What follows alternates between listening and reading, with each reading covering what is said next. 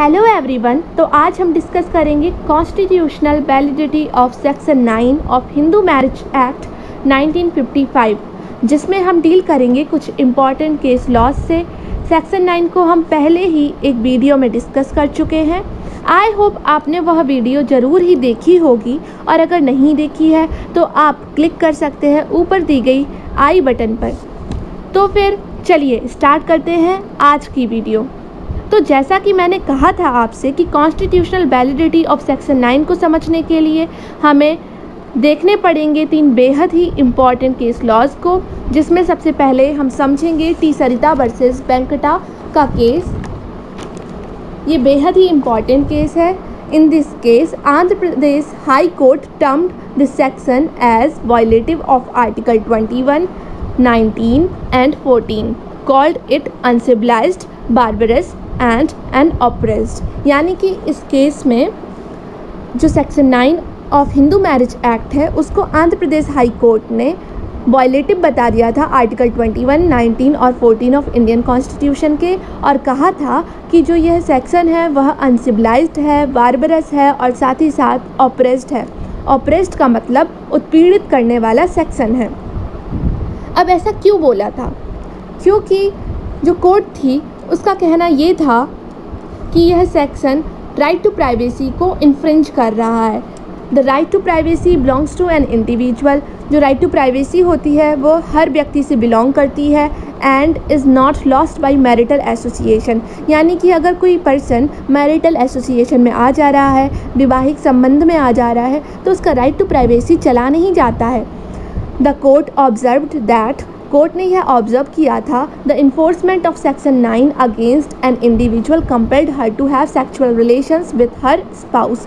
यानी कि इस सेक्शन में, इस केस में कोर्ट ने कहा था कि जो यह सेक्शन है वह कंपेल करता है उस पर्सन को जिसके अगेंस्ट यह सेक्शन ने डिक्री पास की थी रेस्टिट्यूशन ऑफ कॉन्जुगल राइट की, उसको कंपेल करता है कि वह सेक्सुअल रिलेशनशिप में आए अपने हस्बैंड या वाइफ के साथ, अपने स्पाउस के साथ, और डिप्राइव करता है उसी के कंट्रोल को उसकी बॉडी के ऊपर से, thus depriving her of control over her body. This, according to the court, was a serious breach of the right to privacy as it transfers the choice of whether or not to have marital intercourse to the state from the concerned individual. यानी कि ये एक तरीके से बेहद ही serious यानी कि गंभीर breach of right to privacy करता है, और यह right to choose of right of choice to whether or not to have marital intercourse. यानी कि उस पर्सन के इस चॉइस को, उसके राइट को कि वो चूज़ करे कि उसको मैरिटल इंटरकोर्स करना है कि नहीं करना है, उससे डिप्राइव कर देता है। इसी कारण से इस सेक्शन को वायलेटिव बता दिया था इंडियन कॉन्स्टिट्यूशन के आर्टिकल 21 और 19 और 14 के साथ। आर्टिकल 21, 19 और 14 गोल्डन ट्रायंगल कहा जाता है इंडियन कॉन्स्टिट्यूशन का, और जहाँ पे एक आर्टिकल आता है आर्टिकल 21, वहाँ पे 19 और 14 अपने आप ही आ जाते हैं। तो अब हमें लगता है कि आपको यह समझ में आ गया होगा कि क्यों इसको वायलेटिव बोला गया था। पर अगर हम अगला केस देखेंगे तो वह थोड़ा सा अलग हमको व्यू प्रोवाइड करेगा।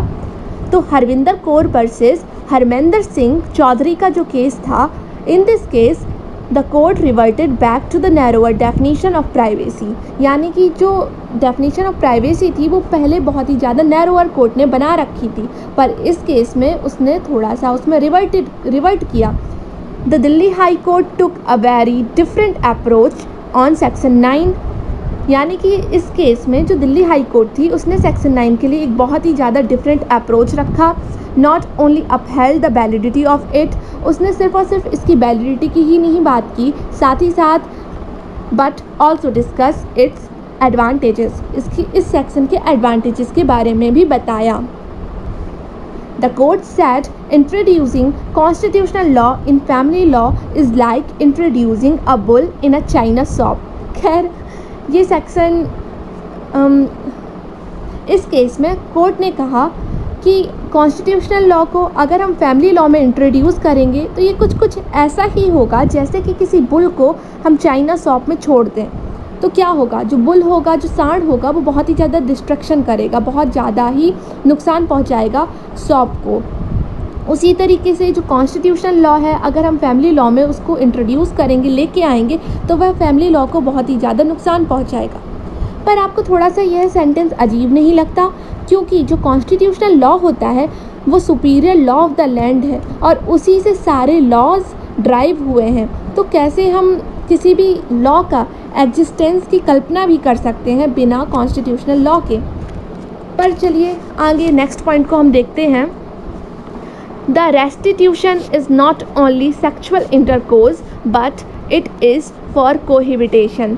यानी कि जो रेस्टिट्यूशन होता है, जो सेक्शन 9 में रिस्टोरेशन ऑफ मैरिटल ऑब्लिगेशन की जो डिमांड की जाती है और अगर डिक्री पास कर दी जाती है तो वह सिर्फ़ और सिर्फ सेक्सुअल इंटरकोर्स के लिए ही नहीं होती है, बल्कि वह कोहेबिटेशन के लिए भी होती है। यानी कि जो पर्सन अपने पार्टनर को छोड़ के चला गया था, उसको कोर्ट ये कहता है कि आप अपने पार्टनर के साथ वापस आइए, उसके साथ रहिए, कोहैबिटेशन करिए, and there is nothing barbarous, और इसमें कुछ भी बार्बरस नहीं है, और कोहरिसिव, और कुछ भी कोहरिसिव भी नहीं है।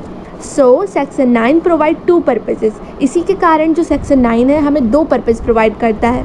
फर्स्ट यानी कि पहला इज़ द अटैम्प्ट ऑफ रिकन्साइलेशन। ये एक तरीके से अटैम्प्ट होता है रिकन्साइलेशन यानी कि रीयूनियन कराने का हस्बैंड और वाइफ का, उनमें समझौता कराने का या फिर सलाह कराने का।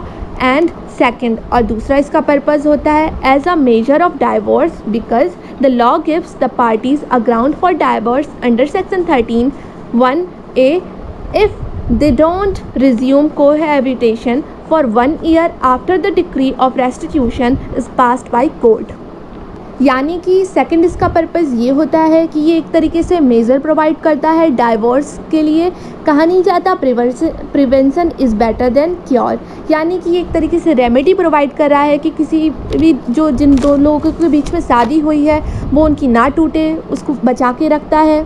और अगर बाई चांस अगर section 9 of Hindu marriage act में रेस्टिट्यूशन ऑफ कंजुगल राइट के लिए डिक्री पास कर दी गई है जिस पर्सन के अगेंस्ट, और वह पर्सन वापस नहीं आ रहा है अपने स्पाउस के पास, 1 साल तक वह कोहैबिटेशन नहीं करता है उसके साथ, तो जो एग्रीव्ड पार्टी थी, जो पिटिशनर पार्टी थी, वो डाइवोर्स के लिए डिमांड कर सकती है और उसको डाइवोर्स का ग्राउंड भी इस वाले सेक्शन से ले सकती है।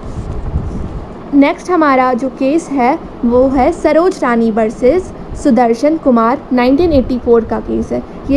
यह केस भी बेहद इम्पॉर्टेंट है क्योंकि यह केस सपोर्टिव केस है हरविंदर कौर का और ये सपोर्ट प्रोवाइड कर रहा है। In this case the supreme court agreed with Harbinder Kaur versus Harminder Singh in India, right of the husband on the wife to the society of other spouse is not merely creature of the statute।